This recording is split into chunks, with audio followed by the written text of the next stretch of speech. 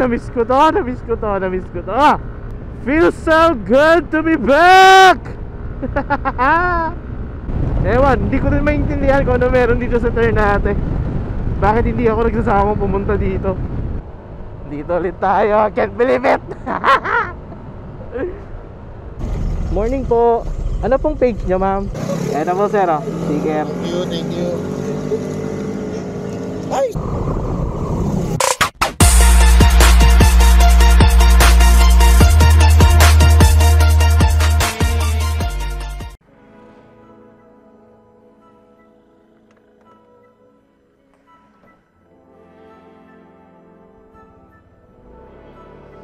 Feels so good to be back. Nice. After 5 months, nandito ulit tayo sa Ternate, Cavite. Woo! Na-miss ko to, na-miss ko to, na-miss ko to. Ayan, mag-enjoy lang muna ako dito. Lalasapin ko tong lugar na to kasi 5 buwan. 5 buwan din ako hindi nakapunta dito after ng aking matinding aksidente. Feels so good to be back. Etong si Maxine ang gamit natin for today. Since ang tagal ko na rin hindi nakagamit ng scooter dito. Karamihan, puro manual motorcycles ang nagagamit ko. Actually biglaan lang din talaga to yung pagkakit ko dito. Biyahe ko talaga dapat sa Marilake. Kaso, ewan, nakafeel ako na hindi maganda. Parang ganun. So I've decided na dito na lang muna sa Ternate. And yun nga, ang tagal ko na rin hindi nakakapunta dito. Kabisado ko pa ba itong kurbada na to? Mamaya hindi na eh. Ito na, miss ko rin tumatagtag ng part. Mamaya hindi ko nakabisado itong kurbada na to. Ray. Naalala ko dati, ang gamit ko lagi na motor dito, mga manual. Like yung MT-03, 300 SR, R15, Raider 150 Fi, Supra Junior 150. Bumabalik sa memories ko yung mga panahon na nandito ako. Mga panahon na nagra-ride ako dito. Bumabalik sila.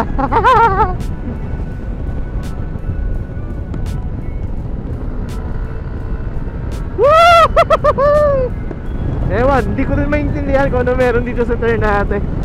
Bakit hindi ako nagsasama pumunta dito.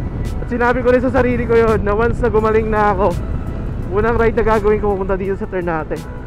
Siguro isang factor kung bakit hindi ako maka-get over, hindi ako nagsasawa dito sa Ternate, Cavite. Kasi based on my experience, especially nung nagsisimula pa lang ako gumamit ng motorcycle, ang unang destination ko at unang na-ride ko at unang nagparamdam sa akin na ang sarap pala mag-motor is dito sa Ternate, Cavite. Ang gamit ko pa noon, RS125. Solo ride lang ako, wala akong idea. Actually parang kaka 3 weeks ko pa lang sa paggamit ng motorcycle. Wala pa talaga akong kaalam-alam nun. Sobrang baguhan ko nun. At ang unang destination ko dito sa Ternate, Cavite, dito sa Kaibiyang Tunnel. Wala akong mapa. Bago ako umalis ng bahay, sinearch ko muna sa Google Maps. Tapos tinandaan ko yung ruta mula sa bahay namin hanggang makarating dito. At nung nakita kong dire-diretso lang pala, sabi ko sige, pupuntahan ko. Hindi pa uso yung mga cellphone holder nun, noong panahon na yun. Kaya yung motor ko nun, walang cellphone holder. Ang ginagawa ko, tumitigil ako sa gilid kapag feeling ko naliligaw na ako para i-check yung mapa. Hanggang sa makarating ako dito sa Kaibiyang Tunnel, going to Kaibiyang Tunnel. Yung feeling nun na nakalabas ako sa comfort zone ko is ibang iba. Sobrang iba. Yun yung nagpa-realize sa akin, yun yung nagpa-mukha sa akin, yun yung nagpa-mulat sa akin na ang sarap pala talaga magmotor. Ang sarap pala gumamit ng motor at makapunta ko saan gamit ang motorsiklo. Hanggang sa hindi na talaga nawala sa akin yan. Parang hindi kumpleto ang araw ko, hindi kumpleto buhay ko, hindi kumpleto pag hindi ako nakapagmotor sa isang araw. Kaya ganun na lang talaga ka-miss. Na sobrang miss ko talaga na mag-ride simula nung na-aksidente ako. Muna talaga natatakot ako. Baka hindi ko na kakayanin mag-ride, baka may trauma na ako, ganyan. Pero hindi. Hanggat nasa puso't isipan mo yung pagmumotor, hindi mo mawawala eh. Hindi mo mawawala talaga sa iyan. Nakatatak na yan, kumbaga. Ang isa pa, eto nga, paulit-ulit at pabalik-balik ko dito sa Ternate, Cavite. Di talaga ako nagsasawa sa lugar na to. Eto lahat, eto saksi, ginagawa ko sa buhay. Gagawa ng content, pag-review ng mga motor, pag-ride ng mga kasama ang tropa. Ang daming memories dito sa Ternate, Cavite, na madalas sila nakakasaksi. Kaya ganun na lang din talaga kasarap magmotor dito sa Ternate para sa akin. Iba, sabi na nagsasawa na daw sila. Yung iba naman, yun nga, paulit-ulit na lang daw. Di nila naiintindihan yung enjoyment na nararamdaman ko. And hindi ko na rin naman nire-require na intindihin nila. Doon talaga ako eh. Doon ako nag-e-enjoy eh.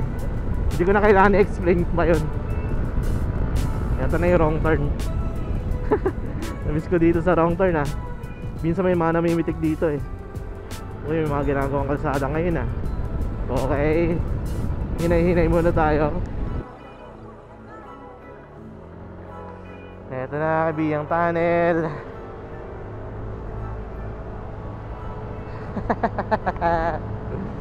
Sarap. Dito ulit tayo, can't believe it.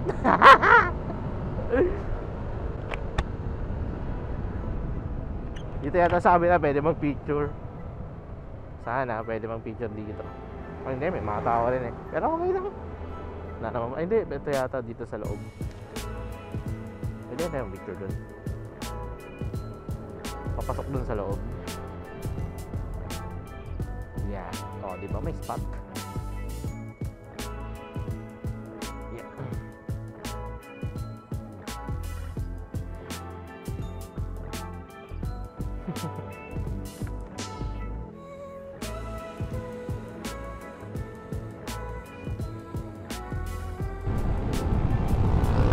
Eto na, mga kurbadaan ng Ternate. Going to boundary na Nasugbu hanggang sa last turn.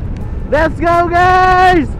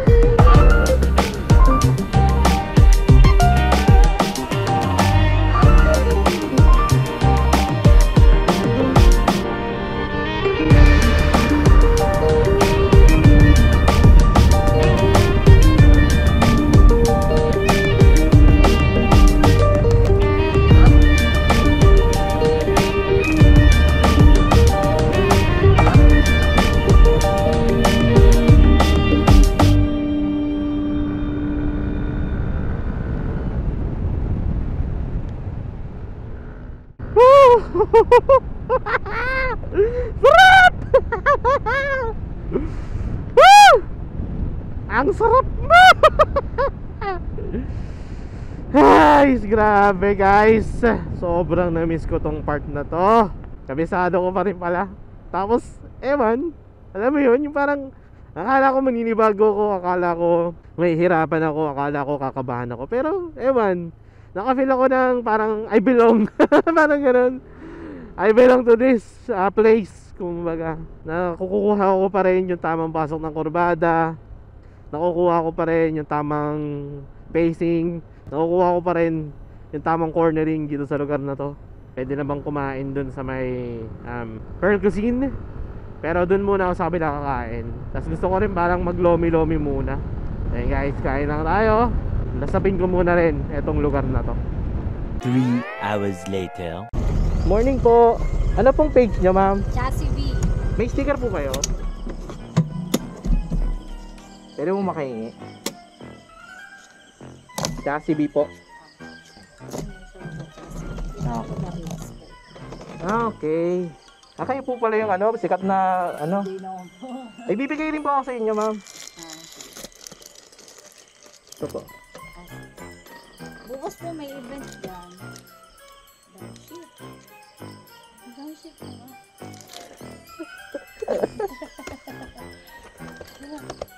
Ayaw mga Aba, kamusta ka? kailan lang ako nakauwi eh.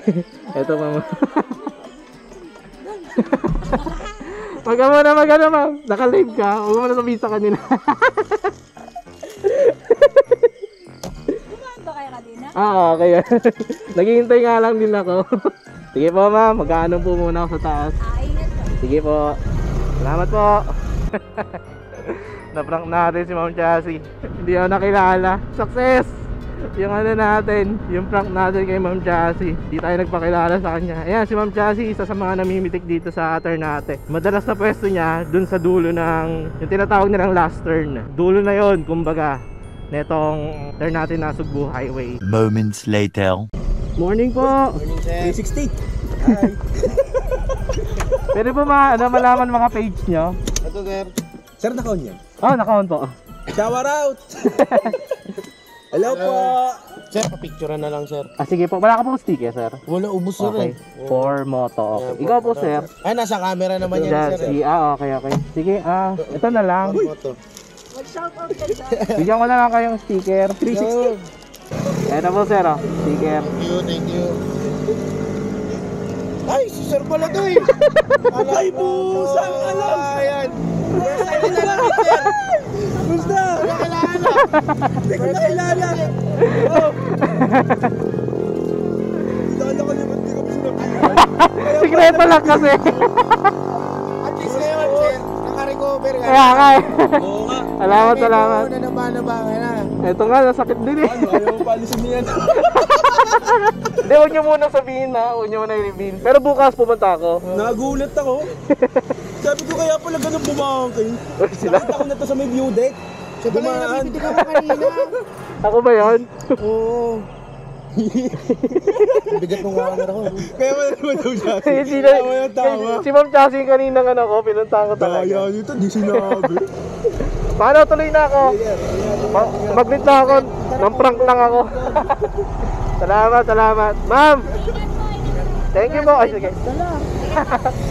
Matanda na eh. Hindi kami sanay ng automatic ka.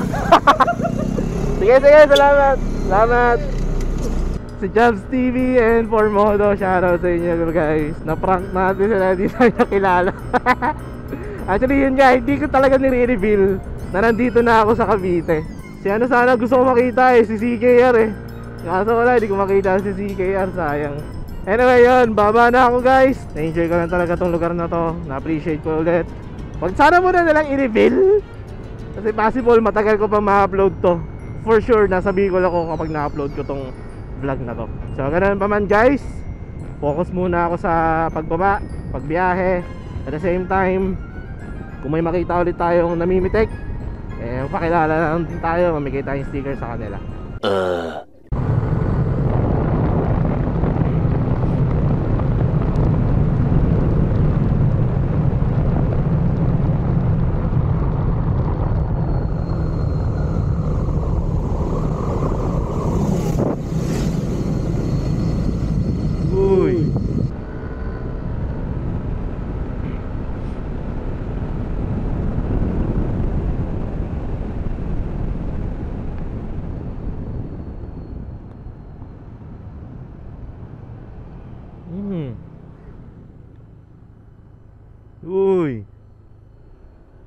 Easy ka lang, Brad.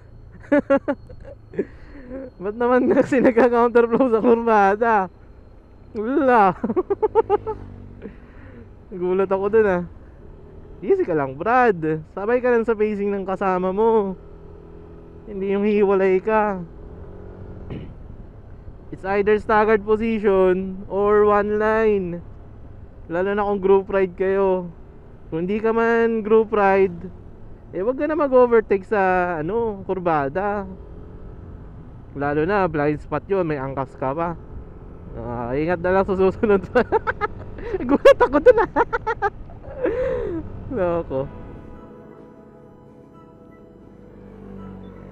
Ay, gas.